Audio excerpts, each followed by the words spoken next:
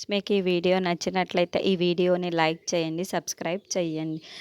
ప్రతికొట్టమ్మ మళ్ళీ ఇంటికి రావడంతో నయని గాయత్రి పాపనెత్తుకొని ఫ్యామిలీ మెంబర్స్ అందరూ గుడి ఆలయానికి వెళ్ళే ఆ పెట్టె ఉంది కదా, ఆ పెట్టెలో ఆ గుడి తాలూకు పేపర్లు ఉన్నాయి కదా, ఆ పెట్టెని తెరిచి ఒకసారి ఆ పేపర్లను చూపించండమ్మా అని పెద్ద బొట్టమ్మ అడుగుతూ ఉంటుంది.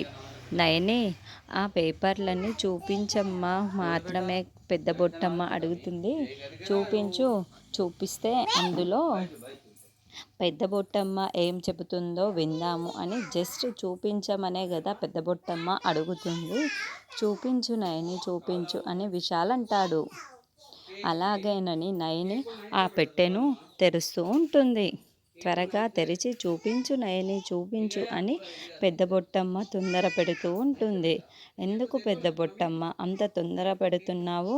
చూపిస్తుందిలే పెద్ద బొట్టమ్మ అని వల్లభ వెటకారంగా మాట్లాడుతూ ఉంటే అప్పుడే నయని తెరుస్తూ ఉంటే, తెరిచావా నయని మరదల అని వల్లభ దగ్గరికి వస్తూ ఉంటే, మీరు మూతి పెట్టి ఆ పెట్టె వైపు చూడనవసరం లేదు, అక్కడే ఉండండి, లేకపోతే మూతికి షాక్ కొడుతుంది జాగ్రత్త అని హాసిని అంటుంది.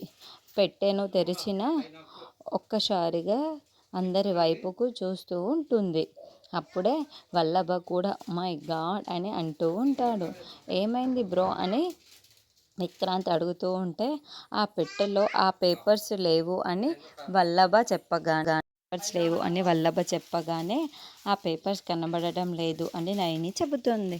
ఏంటి, అందులోనే కదా ఆ పేపర్స్ ఉండాలి నయని, నువ్వు మాత్రమే కదా ఆ పెట్టెని తెరవగలవు, మరి ఆ పేపర్లు ఏమైపోయినట్లు అని విశాల్, హాసిని అందరూ కూడా షాకింగ్గా ఆ పెట్టె వైపుకు చూస్తూ ఉంటారు.